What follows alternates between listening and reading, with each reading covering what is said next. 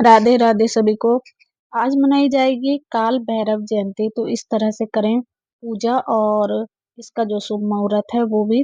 तो काल भैरव भगवान कौन थे? हिंदू धर्म में काल भैरव जयंती का भी बेहद खास महत्व है।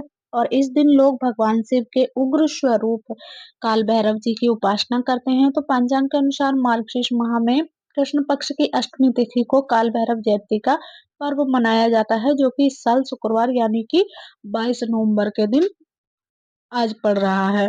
तो इस दिन काल भैरव की उपासना व्रत करने के साथ साथ गरीब लोगों को भोजन कराने व जरूरत की चीजें देने, दान देने की भी परंपरा है। वहीं अगर आप किसी दुख पीड़ा से गुजर रहे हैं तो आपको काल भैरव की पूजा जरूर करनी चाहिए। आइए जानते हैं कि आप किस मुहूर्त में काल भैरव की पूजा कर सकते हैं।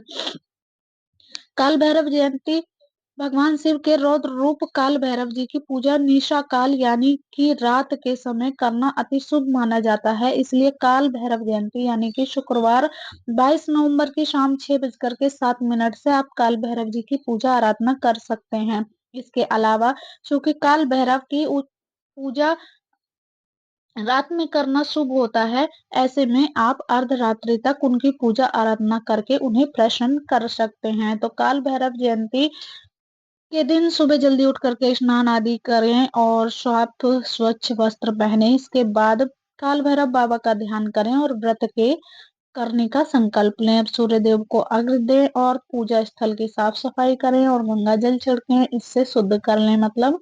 इसके बाद काल भैरव बाबा की प्रतिमा को किसी चौकी पर लाल कपड़ा बिछा करके स्थापित कर दें। अब भैरव बाबा को चंदन का तिलक लगाएं, फूल माला और अर्पित करें। बाबा के सामने घी का दीपक जला करके उन्हें मीठी रोटी और हलवे का भोग लगाएं। इस दौरान आपको काल भैरव अष्टकम और मंत्रों का जार का भैरव बाबा की आरती करनी चाहिए। फिर शंखनाद करके भैरव बाबा का आशीर्वाद लें। जिसके बाद शाम या फिर रात के समय मंदिर जाएं और काल भैरव बाबा के समक्ष चौमुखी दीपक जलाएं।